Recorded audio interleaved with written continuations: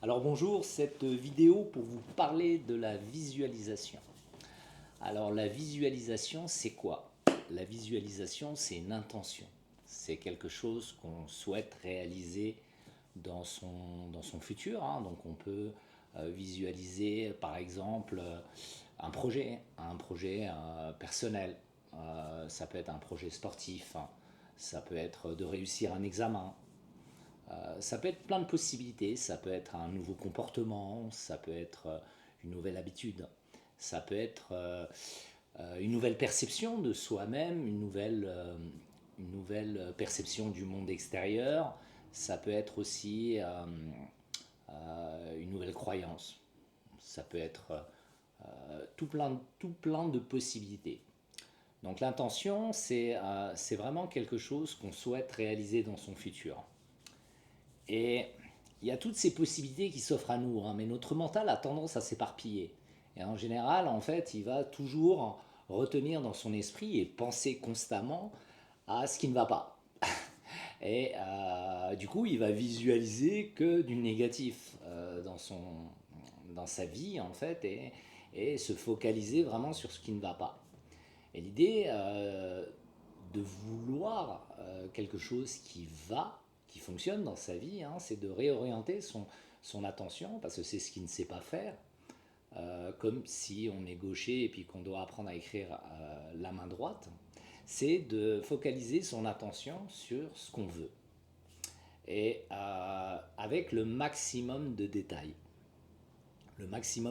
possible pour pouvoir arriver à créer euh, cette intention qui n'est qu'un projet dans notre esprit, dans le monde matériel, dans le monde extérieur. Et comme notre cerveau ne fonctionne qu'avec des images, des symboles, on va utiliser nos sens pour cela. On va utiliser nos sens. Et le mieux pour ça, c'est déjà de détailler ce projet, hein, ou cet objectif, hein, qu'on souhaite réaliser, cette intention qu'on souhaite réaliser dans le futur. C'est déjà d'essayer de le poser sur un papier. Alors notre cerveau aussi ne retient que l'écriture manuscrite. C'est pour ça que de l'écrire par exemple sur un ordinateur ou sur une tablette numérique euh, ne va pas permettre de l'ancrer. Ne va pas permettre de l'ancrer parce qu'il ne reconnaît pas cette méthode en fait, hein. Il va falloir beaucoup mieux l'écrire, hein. L'écriture existe depuis la préhistoire. Et ça reste encore, hein, c'est encore là. Donc l'idée c'est de pouvoir déjà poser sur un papier, sur une feuille, sur un cahier, peu importe, son projet. Et peut-être même de le fignoler, hein, simplement de le fignoler, de de le visionner, hein, peut-être qu'on peut avoir, hein. Moi je me rappelle que quand j'ai fait mon marathon des sables, je visualisais beaucoup le parcours. Donc ce que je faisais, c'est que je regardais des anciennes épreuves, hein, et puis j'essayais de m'imaginer, hein, dans le sable. Alors j'ai déjà la sensibilité du sable, hein, je connais, à la plage, etc. Et je suis déjà allé dans le désert un peu, aux portes du désert en Algérie. Donc je connais cette sensation. Et puis j'essayais, en fermant les yeux, de ressentir tout cela. Et pour ressentir la chaleur, j'essayais vraiment de m'absorber des rayons du soleil quand il y en avait, parce qu'il n'y en a pas beaucoup ici, quand il y en avait. Et puis de vraiment m'imaginer avec cette température. Et je me rappelle que lorsque j'étais enfant, en Algérie où j'étais, pendant ces 2 mois de vacances, on jouait en plein cagnard dehors alors que nos parents faisaient la sieste. Et, euh, et du coup, j'essayais de me représenter dans mon esprit de ce passé ces moments où j'étais à l'extérieur en train de jouer. Donc voilà, notre cerveau va faire des associations par rapport à notre histoire et puis par rapport à la visualisation d'un projet. Hein, donc j'ai repris le marathon des sables parce que c'est ce qui me vient à l'esprit maintenant. Et, pour la chaleur, pour vraiment me projeter dans cette chaleur, j'allais dans des saunas et puis je m'entraînais dans le sauna pour vraiment ressentir des températures à peu près extrêmes, pour vraiment ressentir cette chaleur. Donc ça, c'était pour ma préparation de mon projet quand je suis parti au marathon des sables. Et voilà, bon, après, il y a eu des petits soucis physiques, mais bon, je ne vais pas parler de ça, je vais vraiment parler de cette intention, en fait, de manière globale. De manière globale. Donc pour cela, comme notre cerveau ne retient que les images et les symboles, l'idée c'est qu'une fois qu'on a posé cette intention, donc ce projet qu'on souhaite réaliser dans notre futur, eh ben de l'associer avec nos sens. Hein, par exemple, je vais prendre un exemple. Pour moi, le projet, c'est de pouvoir partir vivre la fin de ma vie au soleil, en bord de mer, avec de la chaleur, de me changer de cet endroit qui est un peu frisqué. Mais voilà, ça c'est mon intention. Je l'ai depuis un moment, il y a tout plein d'autres choses qui viennent se greffer.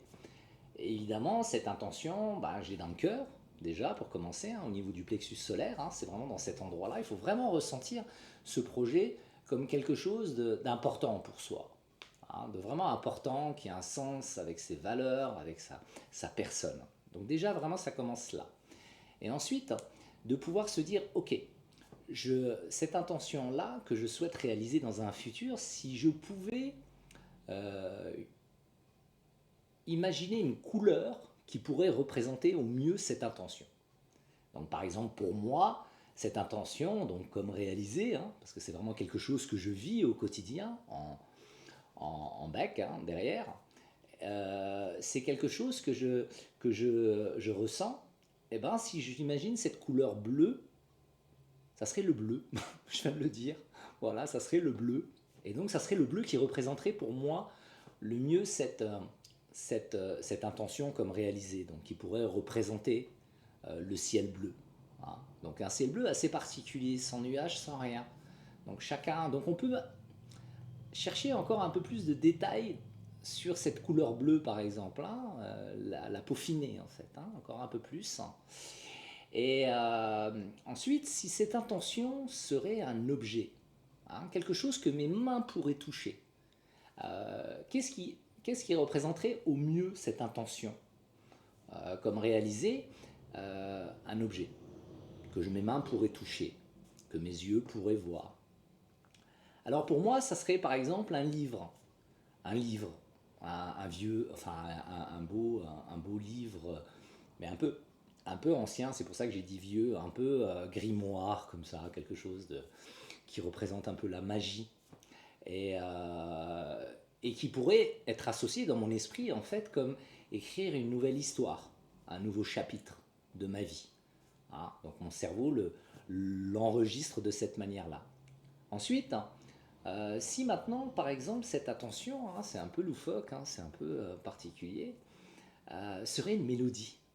Qu'est-ce qui pourrait représenter au mieux, en fait, un son, une mélodie, une symphonie, quelque chose que mes oreilles pourraient entendre comme se rapprocher de cette intention. Alors moi, il y en a plusieurs. Alors on pourrait dire que j'allais dire les sauterelles, les, comment ça s'appelle, les criquets, les grillons, voilà, pourraient représenter au mieux cet endroit où je souhaite aller. Alors à chaque fois que mes oreilles entendent le son des criquets et me ramènent directement à cet endroit-là. Et ensuite, si cette intention comme réalisée pourrait être une odeur, quelle serait l'odeur qui pourrait le mieux représenter, On parle des Madeleines de Proust, un peu ça, quoi.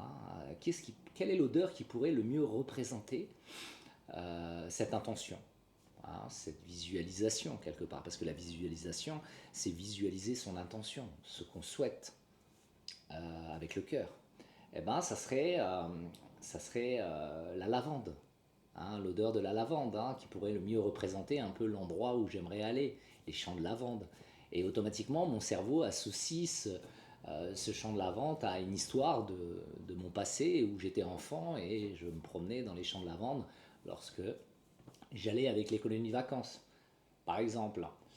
Ou alors, maintenant, si cette intention serait